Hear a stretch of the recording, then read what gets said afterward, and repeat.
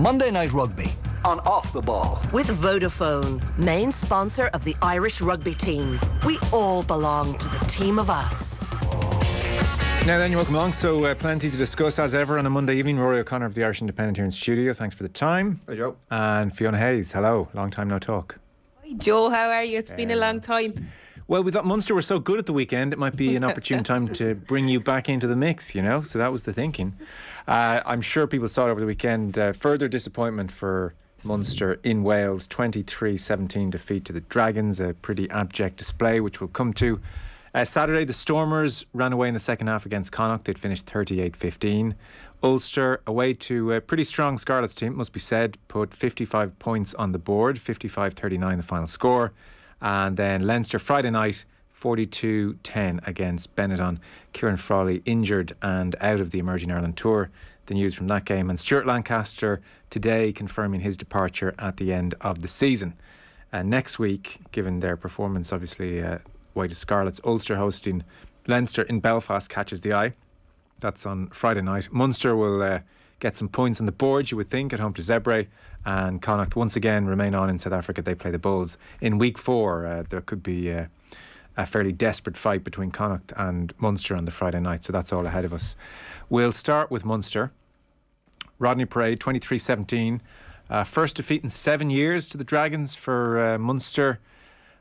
Dean Ryan's sacking in the midst of week 1 and 2 for Dragons caught the eye in advance. There was a pre-match interview where the remaining coach was interviewed on Welsh television and couldn't say anything about anything, and it was it all pointed to a ramshackle situation. And I guess those things, Fiona, can go either way. And in the end, there was a touch of siege mentality about Dragons. So, you know, they put up a bit of a fight. You give them a degree of credit for sure, and, you know, an odd builder for them. But really, this is all about Munster and frankly, how poor they were across the board, almost every facet of the game. Yeah, you got it in one. It was across the board, Joe. It was probably one of the most disappointing games of rugby I've watched Munster play in a long time. I know that a lot of internationals had come back into fray. They'd been away, you know, obviously had a good summer after the summer tour, but they just handling errors, the errors at line out time was just not acceptable for these guys coming back in. At the end of the day, they're senior players. They should be able to take that step up. The knock-ons I couldn't get over, and I suppose one of the things that really stood out to me was, you know, Graham Rowntree talked during the week from the previous game how they worked really hard around that breakdown for the whole week, and it was an area they focused on. And I just thought after the first 20 minutes that went out the window again, and they got caught at breakdown time. They were a bit slow. The ball carrier was just falling dead to the ground. There wasn't any body fight, and it was just really disappointing. And I'm sure the coaching staff were really disappointed as well. The players need to take ownership on this. Yes, because that was the big complaint from week 1, the Munster effort at the breakdown. So it wasn't surprising to hear they'd focused on it during the week. So first 20 minutes, you thought it was okay in that department?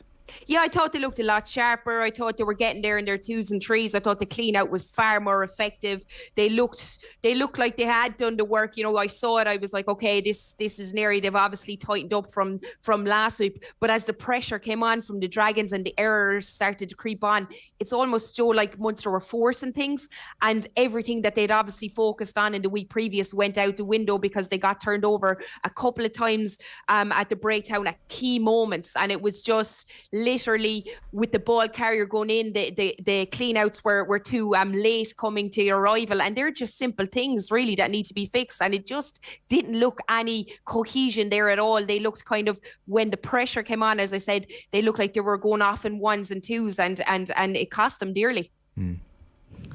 Yeah, it's the thing is, we know Munster will pitch up. Well, they play Toulouse in the European Cup in December, and you've no doubt that they'll perform that day. They'll put it up to Toulouse. No, it might not win, but it'll be full blood and thunder, and it'll be, you know, they'll arrive at that point. But when it comes to the business end of the season, when trophies are given out, it's these games that cost you. It's not being consistently at a 7 or 8 out of 10 all season, even when it's your first game, even when you've got a new coach and you're betting a new system. Being able to win away from the Dragons is what Leinster have been able to do consistently, and Ulster are increasingly doing it as they pull away from Munster as the second best team in Ireland.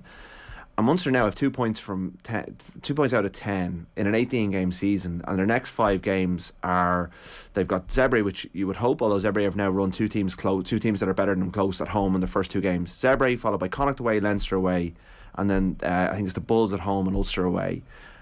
That's not an easy schedule, and there's no gimme. Well, so apart from Zebre, there's not really any gimmies in there. So you're staring down the barrel of a very difficult URC season as you try and get top 4 to get a home quarter in semi, and potentially even top 8 if you run. I would back them to get enough points over the course of a season to get into that. And for some reason, Munster have almost seem to be sniffy about the URC. Their performance in the quarter final up in Ravenhill last year, which now has to be taken as part of a decline in form since the Toulouse the penalty shootout last year, was appalling. And it's a team that hasn't won since 2011 just went up to the quarter final and didn't show up against an Irish rival. They've kind of followed that with a really insipid start to the season. They lost both their pre-season games. They've lost both their games away from home at the start of the season. Two teams that they would think they should be beating. Cardiff, and I know they sent over a fairly weak team due to player management and all that sort of stuff. There's a bit of a malaise there, and it's not what a new coach needs, but it's very hard to blame a new coach as he tries to embed systems in a team that looks like it lacks an awful lot of confidence, belief, and is not doing the basics right. There's a lot for Graham Rowntree, Mike Prendergast, Dennis Leamy and Andy Kiriakou to fix, and now they're under pressure to get results as they're trying to bed in a new system. I mean, this was one of the ones they would have ticked on, or would have been in their Excel spreadsheet as this is one we can tick off in the first couple of weeks of the season. And no one thought it was going to be completely easy to change the system after Van Gran, but it's just very, very concerning what we're seeing at the moment. And as well as that, Rory, like the discipline on the day, you can understand sometimes giving away a few penalties under pressure, but some of the penalties were absolutely shocking. There was guys diving in over the ruck off their feet, coming in from the side, very, very obvious penalties. And, as much as you could talk about a new coaching group there, these guys know better than that are on the pitch, that you can't get away with that. I know there was obviously at the end we saw Jack O'Donoghue as well, just absolutely killing off the ball to absolutely seal it for the Dragons. I know they probably had it won anyway, but those penalties really, really need to be taken out of the game of that Munster team, because it absolutely killed them. And it was at areas of the game where you have JJ, they know he can kick, he was kicking on form and he was banging them over the bar from absolutely stupid penalties. We're getting to know Graham Rowntree, the head coach, so it was always going to be interesting to see how he would talk after a defeat like this. And he was every bit as critical as you two, to be honest. He said, I can't have this. I can't dress it up any better than that. He went on to say, I was surprised by our inaccuracy, particularly going into their 22, and our ability to keep the ball in key areas. That really shocked me, I'll be honest with you. It was just so poor. He said, we'd 8 turnovers in the first half alone. We were ill-disciplined. We lost line-outs, knocked the ball on, never got a foothold in the game. That's just a sample of the things he was saying. So they were as disgusted by the performance, really, as I suppose, as any Munster fan looking on.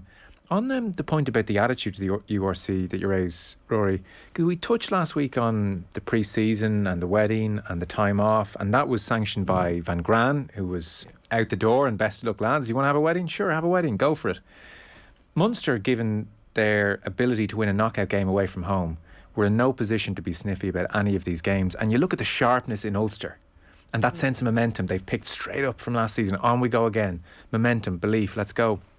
Like, there is something to be questioned here increasingly about Munster's start of the season. They had no right to be in any way sniffy about this tournament, and they've pitched up almost in this kind of, well, look, we're not at 100% fitness yet. We're professional sports people. How could we be expected to be fit for one of our 18 league games?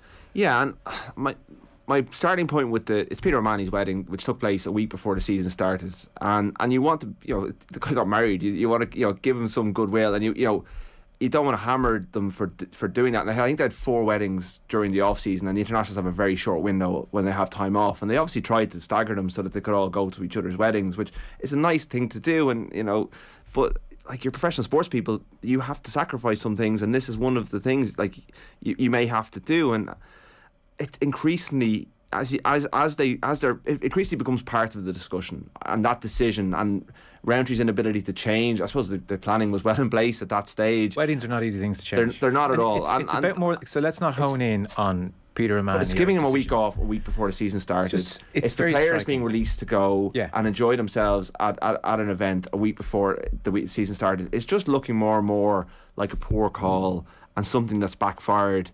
And you can't say it's the reason that they've lost these 2 games. If they were winning, we could say that they had, it was a great team bonding exercise for. Sure. I mean, I'm not sure everyone was there. I mean, but it's it's one of these things that just as results go wrong, it looks like a very questionable thing to have happened this close to the season, and certainly they don't look like a team that had a good pre-season. They don't look like it's clicked for them in any way. They don't look tuned in. Yeah. You know, whatever about, like, people will talk about the Joe Schmidt, you know, the fact that he lost 3 of his first 4 games, and you know, George Hook called for his head, and a random Leinster fan wandered into his press conference in Treviso and said, "Is this the beginning of the end for Leinster?" And which a story Joe told over and over again. But like, Joe Schmidt had a dressing room full of proven seasoned internationals. They just won a Heineken Cup a couple of years previously.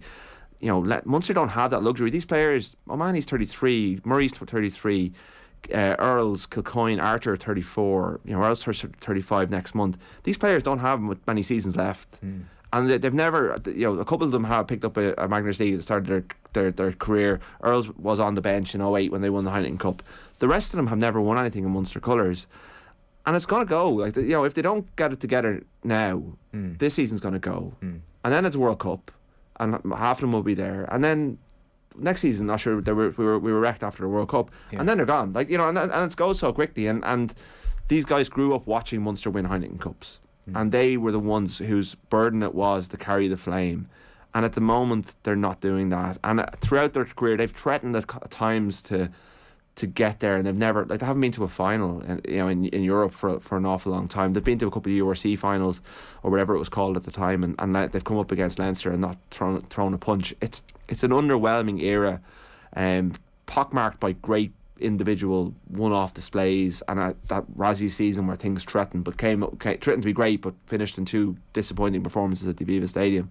I made the point there before, like, these guys' careers are going to pass, and they're going to regret the fact that they weren't able to get it together. And we've had a cycle of coaches that they've effectively have come and gone, and you know, been blamed and come out thrown on the bus, and people will talk about continuity and stuff. Ultimately, the continuity comes from within the dressing room, and it's not there. Yeah. On the fitness point, and I'm not entirely comfortable bringing up the wedding, but it is interesting timing. And let's say for a second, the wedding's there, that's fine. And an overall pre-season should be able to absorb a few days off. So let's not put it all at that particular door. But certainly, Fiona, what we can say for sure is they just don't look to have pitched up with sharpness. Like, even all those knock-ons and balls not being caught, you kind of wonder, was this a fire and brimstone pre-season under new management? I think that's what we were all kind of hoping for, that stuff would be really sharp. Yeah, and I thought it was going to be sharp because we know Rowntree's style. We know he likes to train at a high tempo. He likes to get the guys going at this, you know, really quick pace, and he wants it short, sharp, and everything done under fatigue. Basically, he likes to train these guys under fatigue and get them playing just like match situations. He's a big fan of that, and I expected him to come out really sharp from training at that level, but it just didn't seem to happen. Now, that isn't on him. Maybe he's trying to blend it in to see, you know, how much they can train at that and be able to perform at the weekend. But like, just looking at that game, and, you know, players that are coming back in, a lot of players looked unfit. You're talking about the wedding, I get that. I know people were away in New Zealand, but they just don't look match sharp. And like, how can you train at that high tempo level and come into these big games and still not be match sharp? So that's something he needs to look at. Maybe some of the guys leaving, going off to this Emerging Ireland, put a dent into some plans of what he was doing, and some of these guys had to come back and play a little bit earlier. But like, Dragons away is definitely a game you'd expect Munster to put in a big performance. And I thought maybe, other than Healy at times and Casey, I don't think anybody put their hand up. And especially in the pack, I thought it was quite lethargic. They couldn't get gain line. Scrum was okay, but line out failed a lot of the times, and it just didn't look like a cohesive Munster pack. Yes, kind of a telling moment was the missed tackle on Rio Dyer. You know, they try and run the ball, and they don't seem brilliantly set up to do it, and there's a kick under pressure, kick chase isn't great, and there's the missed tackle with O'Mahony and Fekitoa. And, you know, it was interesting on the television afterwards, Fiona, Donegal O'Callaghan and I pondered aloud, like he said, in fairness to the likes of O'Mahony and other internationals coming back, there is a certain reality in the game where the frontline players do come back that bit later, and they pitch in, and you need those around you to protect you at times or to get you through a game. O'Callaghan he said that middle group at Munster, he said, I have to be honest, I'm just not sure if a lot of them are up to scratch to the standard required. Yeah, and he's right. Now, I would argue, I think if you're putting in big performances for Ireland and we're looking at the likes of O'Mahony and he's going out doing it over New Zealand, I think you've got to come back and you've got to put the same heart and soul into your performances with Munster. And I know, as you said, they had some time off, but yes, that middle group should be able to step up. But I think the internationals coming back need to have a look at themselves as well, because the errors were very, very basic and you're putting a new coaching group under serious pressure at the start of a season.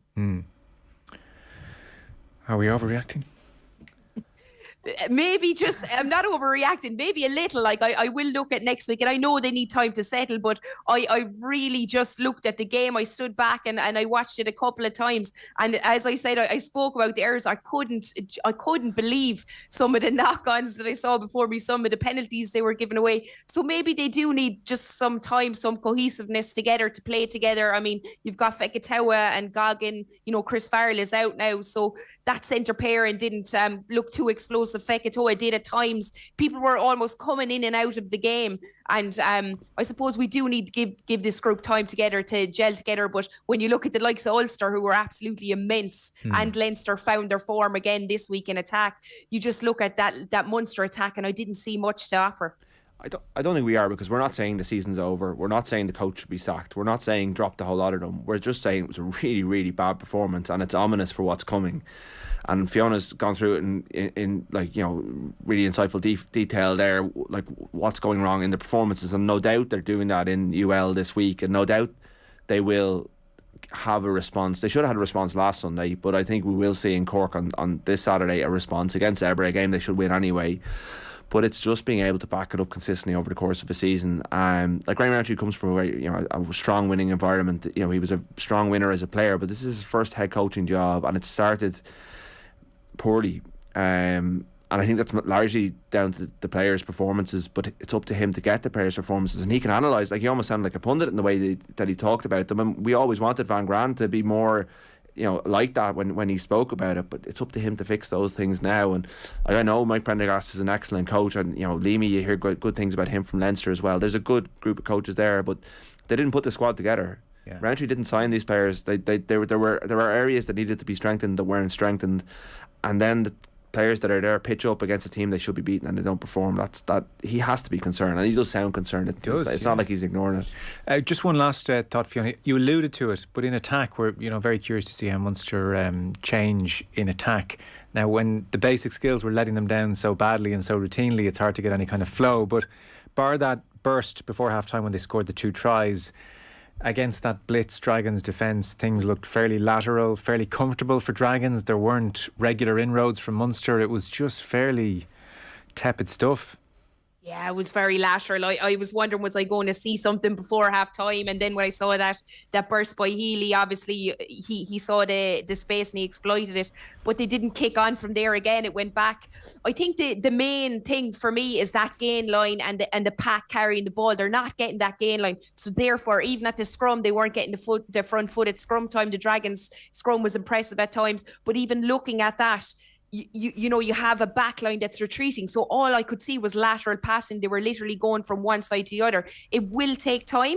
I thought in the first game, I thought they had kind of moved away from that box kicking game. It crept in again in the Dragons game. So look, they are changing things up. I'd like to see a little, with a blitz defence, I would have liked to seen a bit more ball in over that defence and maybe exploiting that area in front of the back three and just behind the defensive line there. And look, they will look at videos and they'll try and do something, but I definitely didn't see any evolve from last year so far. But I do think that it will take time, and there's constant changes in that back line as well, Joe. We haven't had a centre partnership that's played together and even towards the tail end of last season. And Joey Carberry's grown in, Healy's in, you have Casey, Murray. I do think they need to get a little bit of cohesion and maybe stick with the same players for a couple of games so they can feel each other out and see how they like to play. Yes, absolutely. Well, I know Leinster, was it 7-6 at Ronnie Parade around this time last year? You can have iffy performances at the start, but I think they reacted the following week, and Munster didn't react to Cardiff last week is the worry. And they won. And as we've said, we will be talking in several months' time, when everybody's forgotten these 2 games, about Munster's fight to get a home knockout as a quarter-final or semi-final, depending in the URC. And it will come down to, God, they passed up an easy 4 points across these 2 games potentially. So it is important in an 18-game season. By the way, seeing as you two are very much charging ahead on the We Hate Munster bandwagon. No way. It was quite interesting yesterday. Just as an aside, we don't have to spend long on this, but it was quite interesting. Ben Healy did a very good interview with Peter O'Reilly in the Sunday Times, and he was talking about, and again, like, so this is I hadn't meant to bring this part up, but given what we said about pre-season, interestingly, he talked about sitting in the changing room in Belfast after the defeat last year and saying, well, usually we go on holiday and then just pitch up for the new season. I didn't want to do that. So he went to Michigan and trained all through the summer. Put on bulk, worked on his kicking. So like there is a dedication as well to these players, and he played yesterday, so we can't say he's not fit, for instance, and maybe others did something similar, so it's worth making that point. But what was strange was he was reminiscing about the 2 missed penalty kicks against Toulouse in the Champions Cup last year at the Aviva Stadium. And so, like, Peter O'Reilly was curious, you know, at what stage of the week or how did it come to be that you were kicking the 2 from the right and it was Conor Murray through the middle and Joey Carberry on the left, the easier angle, I suppose. Yeah. How was it, you know, how did you work that out, or what stage? He said in the huddle at like 2 minutes before the thing, where he just said, I don't mind going from the right. And that was it. I did read that and I did think the same thing. I know they did practice. Right. And they did prepare for the eventuality of penalties. And I suppose the one thing in Van Graan's defence, because if that's a Van Graan call, was that you don't know which players will actually be on the pitch at the end of the game. So maybe you had a couple of players who were comfortable in different areas, and then you go to players, well, how are you feeling? Because you've played 120 minutes of or 100 minutes of rugby or whatever it is with extra time. You know, you may be cramping up, you may not be able to do it. But it did seem, I'm giving benefit out there a little bit, but it did seem like poorly thought through, and maybe it just speaks to the lack of kind of overall alignment and planning that's going on down in Munster, and just that's leading to these performances on the whole. But I remember hearing that they had practiced, that it wasn't like they just pitched up like a team and who just didn't believe in penalties. Like in fairness to Van Graan, he was diligent and very thorough in his preparation and would have been thinking about it. But I'm surprised, that they hadn't said, right, Ben, these are ones you're doing. But I suppose they would have thought Healy's just good enough to kick them from anywhere, because he's usually so reliable as a kicker. I thought he was quite decent yesterday. Yeah. Stormers 38, Connacht 15 in Stellenbosch. Bonus point win for Stormers. They scored their 4th try in the 83rd minute. There was only 5 in at half time. We'll come on to Bundee Aki in just a moment. I suppose, Fiona, the trend with Connacht right through last season has been defence, and they mentioned defence as they flew out to South Africa and said that would be a big focus, and still some of the tries they're conceding are just too easy for this level. They're too easy to score against still. Yeah, definitely. I thought that was a good game to watch. I did enjoy it, especially that Venter try. But, it looked amazing. A great team try by the Stormers. But if you looked at the tackling tech of the guys, there was lovely offloading. But I just thought that the tackling of the Connacht guys was awful high at times. And I think they're getting caught. Even, Mac Hansen was bumped off as well because he went too high. Like, he's a small guy. He should be tackling guys low. So, I think their defensive system, and looking them, they do look a little bit more comfortable than they did last year. But I think it's just that getting low and shutting those offloads and getting maybe two-man tackles, because it doesn't seem that the one-person tackles are absolutely killing the ball, especially when they go wide. The decisive moment, although to be fair, it's maybe wrong to call it decisive, but maybe the final nail in the coffin came at 19 points to 8, so Stormers were starting to assert their dominance. But Bundee Aki cleared out Sibelo Senatla, and Senatla was down poaching the ball. In effect, his head's exposed, the back of his head's exposed, and Bundee Aki drives his shoulder in to the head of Senatla. Now, Aki asked the referee, well, where do you want me afterwards? He's definitely protesting the decision. Where do you want me? He said a few times, and Jared Butler was there as well. But I mean, it's an open and shut red card, and it's his. He's had 2 for Ireland against Samoa and England, and he's 32 years of age. Like, there's no real mitigation here. You just can't drive your shoulder into someone's head. I mean, where do you want me? Well, either shoulder or get onto the body and try and roll him. That's what he would have been coached to do, and there's a wider conversation to be had about the jackal, because it's another incident where the jackal is basically, Senatla is out for 4 to 6 months as a result of the shoulder injury that he suffered in that incident. He was illegal before Bundee Aki arrived. He did put his hands on the ground and then go up onto the ball, but that doesn't excuse Aki, I timed it yesterday. He had a second, so it's not a lot of time. But time slows down when you're a player in that scenario. He's hit so many rucks at so many points. He had time in terms of he was about 5 metres away when Sinatla got on the ball. He accelerated into it, and he went for Sinatla. Now I'm not saying he went out to hit him on the inner head, but he just thundered into that collision. And he, like, the first I watched it on, I view RCTV, and I've got South African comms, and they go, "Oh, what a hit!" That's their initial reaction. And then someone says, "Oh, we might be in trouble." And as Connacht worked their way across and scored a try, which would have brought the game into the mix, you could hear the referee saying, "Can you check that for me?" And the conversation begins. And Aki's conduct afterwards now, like whatever chance he had of mitigation, having 2 red cards on the international scene is not good. So as they go through the different things that bring down a suspension, so that's one mitigation that's out the window, because he's got prior, and he hasn't adjusted his technique. He's, both of those red cards were for high tackles. Then he chases is too strong, but he remonstrates quite strongly with the referee. He puts his hand on the ref a little bit. Butler has to shoo him away. He's quite aggressive, quite confrontational, and he continues with the touch judge on the sideline. And again, your conduct when you're being sent off does come into it in these hearings. And South Africa is 6 weeks away, the first test of the November internationals, and Andy Farrell's looking at that. He's already missed a World Cup quarter final because of his discipline, because of this issue. Whether he's going to be suspended for November or whether it'll definitely come into his selection, it's a really damaging moment. And also, he's Connacht's most important player, and now he's gone for this critical part of the season. When I've been in here talking about how tough Connacht's schedule is. They've the Bulls, Connacht and Leinster in the next 3 games. It's a really poor moment from him. He's let himself down, his teammates and his coach down, and it was a really poor moment from him. Thoughts, Fiona? Yeah, I think it's very interesting, Rory. I had an argument with my brother yesterday as well around this area. He was kind of insisting that maybe players going over the ball, the jackler, are actually almost being coached to put their head down into that position, and that will stop the clean out. But I think it's kind of along the lines of the referee, I think, around that area, that if they do get their hands on the ground before it, I think the whistle needs to be blown a little bit sharper before that. But on the Bundee Aki thing, went straight in. He's absolutely reckless. He throws his whole body down the back of Sinatla's head, like he knows better than that. And then to carry on afterwards, I couldn't believe it. He still kept answering. He's at a high level. He knows that there is no way he's going to be able to change the referee's mind, and the referee isn't going to stop everything and tell him exactly and pinpoint where exactly he should have rucked him out, or where he should have had that clean out. He's frustrated, but you're talking about the November internationals. I'm looking at a World Cup. There's a lot of talk about, teams winning World Cups, and a discipline is going to come into it massively. And if you're a coach and you're looking at that, it doesn't really look good for Bundee, does it, going forward? Yeah, he brings aggression.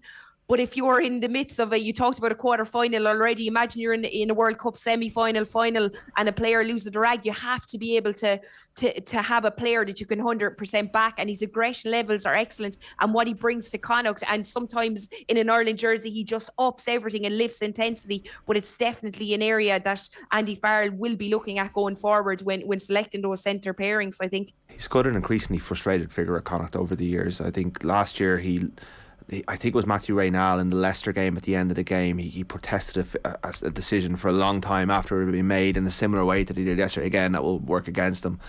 And you wonder whether, having won the league in 2016 and being part of a very good Connacht team then, he's watched them kind of revert back to being a mid to lower. They were quite that far down the table last year.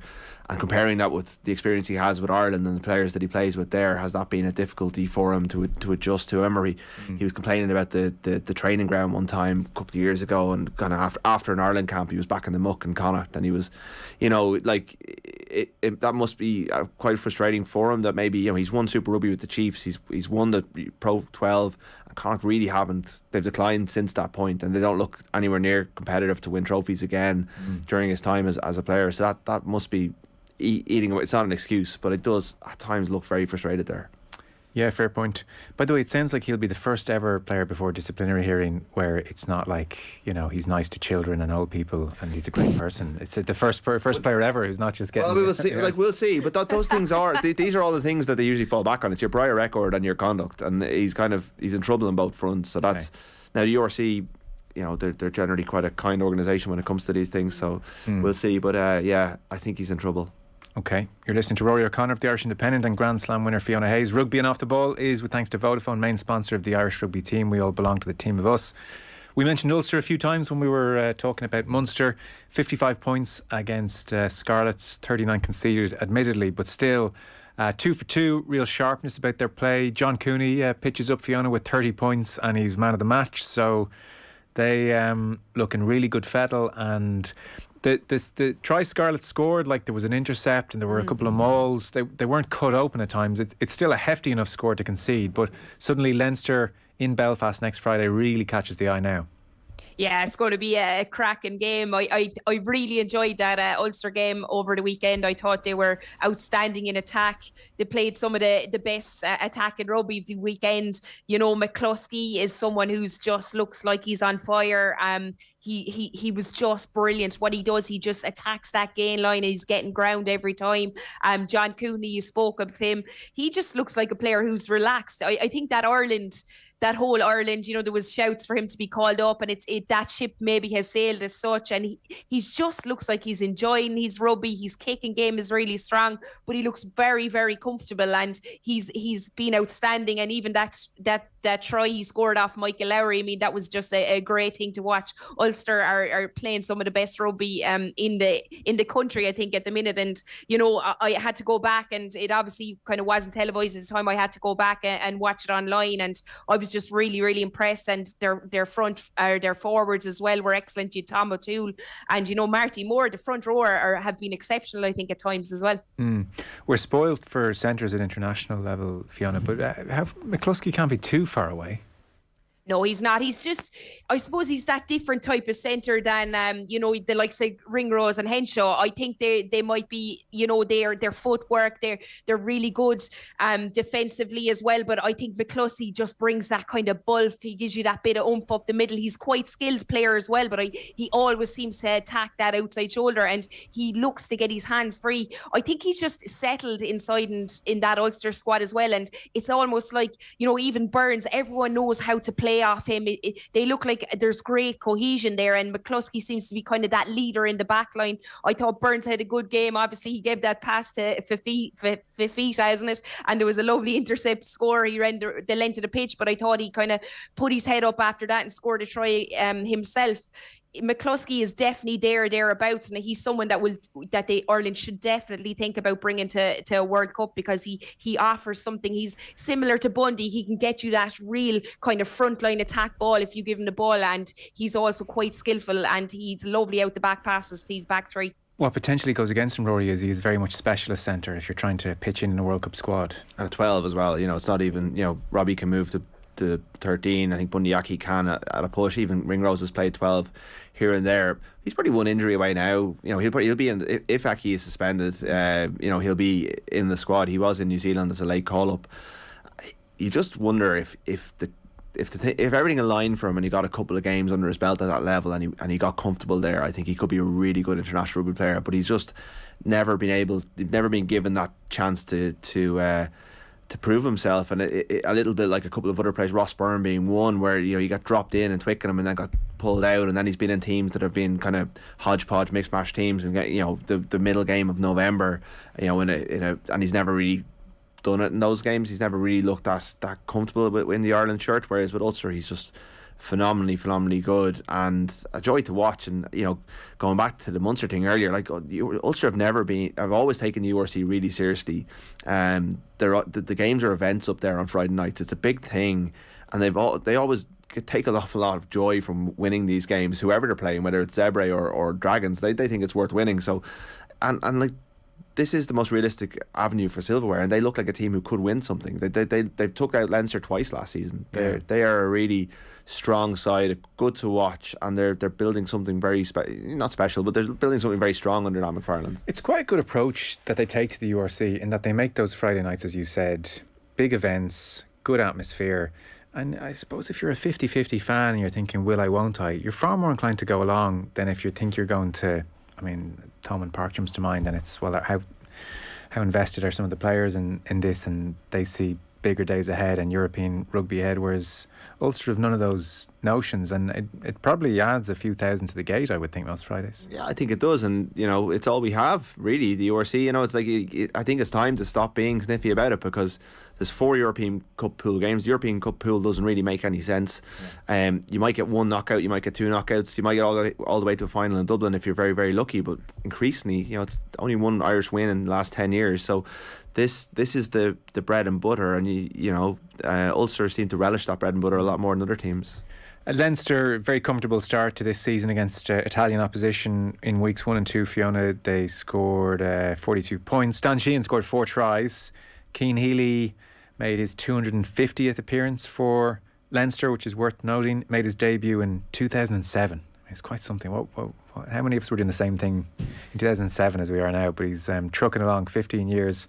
And I suppose Frawley's shoulder injury, not good. So I don't know, across weeks 1 and 2, Fiona, is there anything that you can deduce from Leinster that would surprise us? No, I thought from a Leinster perspective, I thought they've got a gem in Jason Jenkins. He looks to be kind of really bulking up that second row. He's getting them good goal forward ball. So I think he's got a good 2 games under his belt where he looks really good. Obviously, their Dan Sheehan was immense again, even though he slid into the back of them all and the lads at the front do all the work, but he still got 4 tries. I think there's definitely an area, and probably Sean O'Brien might be a bit disappointed. I thought at the break time down, sometimes Benetton kind of caught him on the hop. I think especially in the first 30 minutes, I think they could have had maybe 3 turnovers at the breakdown, which be unusual for a Leinster team. So I think that might be an area Ulster would target on Friday night as well. And then on the flip side of that, Joe, those maul tries that went in against Ulster, Leinster's maul was absolutely exceptional, well formed, and that's an area Ulster are going to have to be much better defending, whether they go up in the air and try and win that ball, or whether they get formed nice and quick down before Leinster get a chance to get the push on. But it should be a cracking game. But I think you can't really tell much from that Leinster team. They've changed their squad for both games, and although they didn't look as comfortable last week as they did this week, it just seems like the usual Leinster team where they're able to swap guys in and out and everyone kind of floats in seamlessly. But this game on Friday will be a big test for them. Yeah, I echo that. I mean, we'll have Sexton's back this week, James Gibson-Park's back this week. Ken Lawrence went off with a head injury when he's not available this week. That's a bit of a concern because he has a bit of history with that, although what I've been reading recently has reframed my understanding of concussion over the last couple of weeks. But the show's gone on. They always win these games. It's how they do it. They're winning it quite tight at the moment. I mean, it looks like Natai is taking a while to settle in. The backs were decent on Friday, but they didn't really have to use them. Their maul was so strong. And I think that's a concern sometimes, that they can beat teams quite comfortably by not doing an awful lot in this competition. URC Leinster, for me, I just think of the mauling teams off the pitch. Yeah, which that hurts them when it gets to the business end in Europe. But I think what benefits Leinster this year is that they've got Racing in their pool, because they didn't win the URC this year. They're not seeded in Europe, so they've got Racing in their pool. They've got Gloucester. They're 2 tough games. The last couple of years they've had really easy European games, or none at all because of COVID. So I think Friday night will tell an awful lot. That they are the outstanding Northern Hemisphere team in this tournament. What makes this year interesting is that there's a couple of outstanding South African teams as well, who I think will put it up to them and make life a lot more interesting for them in the competition. I'm sure you've got your feelers out. So Stuart Lancaster confirms his departure this evening. Who will Leinster be looking at? It's very early because I just came from the Leinster press conference where Lancaster did his media bit today and explained his reasons and all that sort of stuff, and he was saying one of the reasons it attracted him is that Racing got their business done really early. Like, Racing are changing their entire structure and they wanted to have it all in place really, really early. So I don't think Leinster are there yet, but they have time because there's a World Cup and there's a lot of coaches who'll be coming off contract at the end of the World Cup. They can look within. Andrew Goodman comes from the Crusaders. He's in his first season, but he is very highly regarded. He comes from a very strong environment. He's made a good impression since he's come in. They've O'Brien, who is taking on a very much more prominent role than Dennis Leamy, who he replaced. He was in the coaching box on Friday night. Leamy was never in the coaching box. The players are absolutely raving about Sean O'Brien and the impact he's made, and he could step up. So they could almost concertina up a little bit. Sexton's retiring after the World Cup, we think.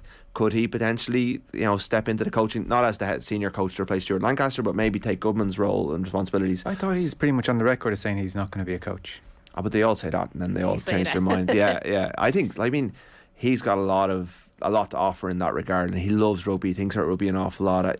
I thought he was prepping for the afterlife in the business world and doing all no that. doubt he is, but if Leo Cullen comes to us, I think that's a hard thing for him to turn down if it comes to him. Maybe he should go to Lancaster and say, is Ratton for me in Racing like Raj had, and it didn't work out for him the first time he went to France. But maybe if he does go down that route, but he's got a lot to offer to the game, and it would be certainly worth a conversation.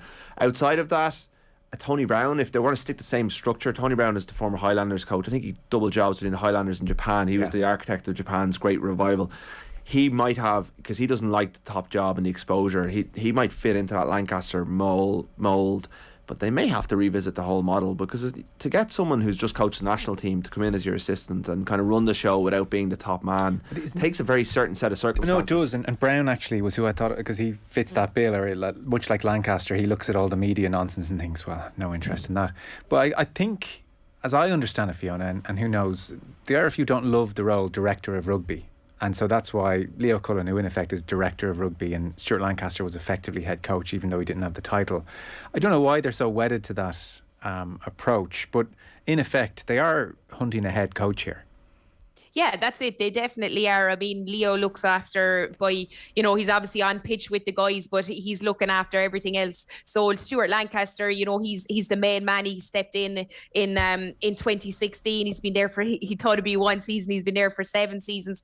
He's kind of run the show 2018. You saw his style and how Leinster played, and it's definitely going to be that head coach role. But I suppose if Leo Cullen is still around, you just want someone to step in, take over that. Exactly the same. I mean, Tony Brown worked really well with Jamie Joseph. They kind of had that bond together, and that really worked well. And we see the same with Cullen and Lancaster. So it's someone that you want someone to come in that obviously isn't kind of full of airs and graces, and I need this and I want to be head coach, and their name in media. So someone's just have to come in and basically be all about rugby and take that back step, and let Leo kind of deal with the media and probably deal with a lot of the players as well.